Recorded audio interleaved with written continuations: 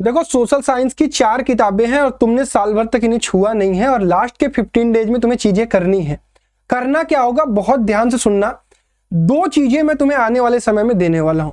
एक चीज, important topic की लिस्ट, हर एक सब्जेक्ट में, यानी हिस्ट्री में, इकोनॉमिक्स में, ज्योग्राफी में, पॉलिटी में, चारों चीजों में हर एक चैप्टर में कौन कौन से ऐसे इंपॉर्टेंट टॉपिक है जहां से सवाल बनेंगे। तो जब आप उसको पढ़ रहे होगे तो आपको ये चेक करना है क्या वो टॉपिक्स आपके प्रिपेयर्ड हो गए होंगे। उनके लिए सब्सक्राइब करके रखना पड़ेगा, डिस्क्रिप्शन बॉक्स चेक करना पड़ेगा, वहां पर आपको वो वीडियोस मिलेंगी। दूसरी चीज, इंपॉर्टेंट क्वेश्चंस।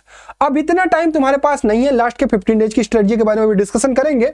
इतना टाइम तुम्हारे पास नहीं है कि तुम हर एक चैप्टर को फिर से बढ़िया से पढ़ रहे हो, हर एक क्वेश्चंस को बहुत देरी देरी तक लिख रहे हो, याद कर रहे हो। इतना टाइम नहीं है, बहुत क्विकली काम करना पड़ेगा। 1-1 घंटे 1.5 घंटे में पूरा चैप्टर तुम्हें फिनिश करना पड़ेगा। अब होगा कैसे, आइए समझते हैं। यह है तुम्हारे पास सिलेबस। सिलेबस की अगर मैं बात करूं तो तुम्हारे पास 6+ एक मैप वर्क है, इसमें 5 है आपका पॉलिटी में, 4 है इकोनॉमिक में और 3+ आधा, ग्लोबल वाले में आधा ही है ना। इतना काम है, मान के चलता हूं 6, 5, 11, 4, 15, 3, 18। चलो मैंने कह दिया कि तुम्हारे पास है 20 चैप्टर। 20 चैप्टर को करने के लिए अगर आपने मान लिया कि आपको 15 डेज देने हैं, अब 15 डेज में आपको यह ध्यान रखना है कि 2 आवर पर डे आपको निकालना पड़ेगा।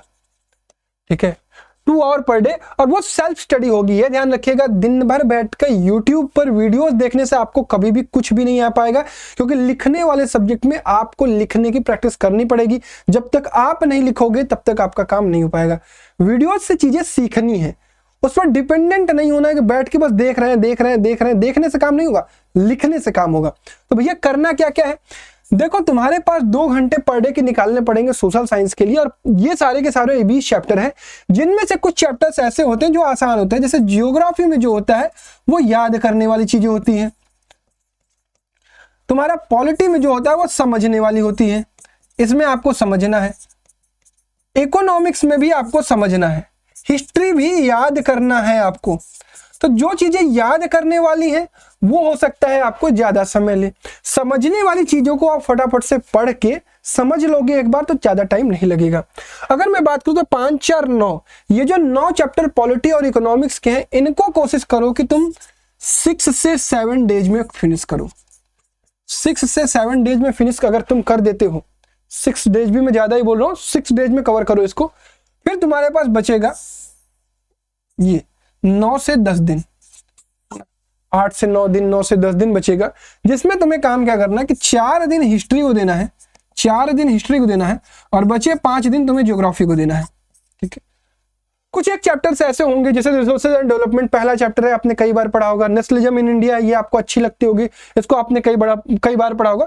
तो इनको थोड़ा स्पीड करके पढ़ना पड़ेगा आपको। जो चैप्टर आपका प्रिपेयर्ड है उनको स्पीड बढ़ा के करनी पड़ेगी, जो एकदम नहीं प्रिपेयर्ड है उनको आपको थोड़ा सा टाइम देना पड़ेगा। प्रोसेस क्या क्या होगा भैया, यूट्यूब पर 1 शॉट देखना है, लेकिन ये 1 शॉट की लेंथ कोशिश करनी है कि अगर 1 घंटे का लेक्चर है तो उसको 1.5x पर देखेंगे, उसको 45 मिनट में कवर करने की कोशिश करेंगे ना। 2 घंटे हमें पढ़ने हैं, 45 मिनट में कवर करने की कोशिश करेंगे। अगर आपने कभी पढ़ रखा है तो आप खोजिए कि 30 मिनट में चैप्टर का रिवीजन कहाँ है। किसी न किसी ने आपकी वीडियोस बनाई होंगी, आगे चल के मैं आपको चीजें देने वाला हूं, वो काफी हेल्प करेगी। दूसरी चीज, अब केवल और केवल एक काम करना है, इंपॉर्टेंट क्वेश्चंस राइटिंग प्रैक्टिस, बस यही आपको करना है। हर एक चैप्टर में 6 से 7 क्वेश्चन ही होते हैं जो आपको घुमा के इधर उधर करके पूछे जाते हैं हर एक साल में। एसएसटी बहुत डिफाइंड चीजें पूछी जाती हैं, तो 6 से 7 क्वेश्चन हर एक चैप्टर के प्रिपेयर करने हैं, उनके आंसर्स को आपको लिखना है, ये ध्यान रखेंगे। तीसरी चीज, मैप वर्क को बहुत अच्छे से प्रिपेयर कर लेंगे। मैप वर्क आपको ध्यान रखना है कि 5 नंबर का आने वाला है, 2 नंबर प्लस 3 नंबर, ये पूरा ये फॉर्मेट आपको ऑलरेडी पता है, तो मैं बार बार इसमें ज्यादा टाइम वेस्ट करने का कोई मतलब नहीं है।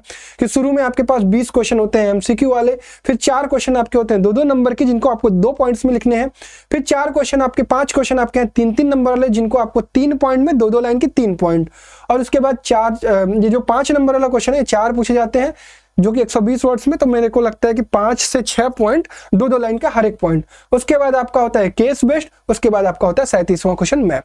यही पूरा फॉर्मेट है और इसको इसी तरीके से करना है। चौथी चीज कि एग्जाम से पहले ये 15 दिन के अंदर 1 से 2 सैंपल पेपर जरूर प्रैक्टिस कर लेना। ये सारी चीज़ें मैं प्रोवाइड भी कर दूंगा। अगर तुम्हें कोई भी चीज़ चाहिए तो कमेंट बॉक्स में लिख देना। ये चीज़ें मैं @rankers बोर्ड्स के टेलीग्राम चैनल पर आपको प्रोवाइड कर दूंगा, तो वो आपको फ़ायदा देगा। और साथ ही साथ ये जो इंपॉर्टेंट क्वेश्चन की प्रैक्टिस के लिए बात मैं कह रहा हूँ, ये मैं आपको देने वाला हूँ हर एक चैप्टर का, ज्योग्राफी, इकोनॉमिक्स, पॉलिटिक्स और हिस्ट्री के सभी चैप्टर के इंपॉर्टेंट क्वेश्चंस विद आंसर, ताकि आपको लास्ट टाइम में सिर्फ उसको रिवाइज करना रहे और आपको चीजें देखकर खुद से आंसर प्रैक्टिस कर लेंगे तो आपका काम हो जाएगा।